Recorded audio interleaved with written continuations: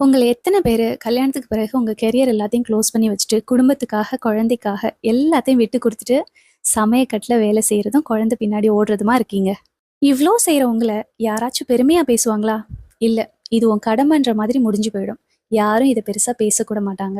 ஒரு சின்ன கேப் எடுத்துட்டு, திருப்பி வேலையில ஜாயின் பண்ணலாம்னு நெனைக்கிறப்பவே நமக்கு ஒரு ஃபியர் வரும்ல, அது ரொம்ப மோசமானது. யாருக்கும் சொல்லி புரிய வைக்க கூட முடியாது. நீங்க எவ்ளோ தியாகம் பண்ணாலும், எவ்ளோ குழந்தை, குடும்பம்னு ஓடுனாலும், சம்பாதிக்கிறவங்களுக்கு தான் அங்க மரியாதை இருக்கும். கணவர் என்ன சம்பாதிக்கிறாருன்றத விடுங்க. நீங்களே சம்பாதிச்சு உங்களுக்கு ஒரு விஷயத்த செஞ்சுக்கிறப்போ வர தைரியம் இருக்குல்ல, அத எத கொண்டும் அடிச்சுக்க முடியாது. சின்ன பிள்ளையில இருந்தே அம்மா எனக்கு ஒரு விஷயத்த சொல்லிட்டே இருப்பாங்க. படிச்சா மட்டும் பத்தாது, வேலைக்கு போணும், கை நிறைய சம்பாதிக்கணும், சொந்த கால்ல நிக்கணும். உனக்கு ஒரு விஷயம் தேவைன்னா, அத நீ செஞ்சுக்கிற இடத்துல இருக்கணும். யாரையும் எதிர்பார்க்க கூடாதுன்னு சொல்லுவாங்க.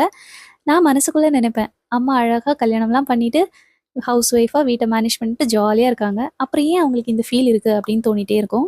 நான் வேலைக்கு போய்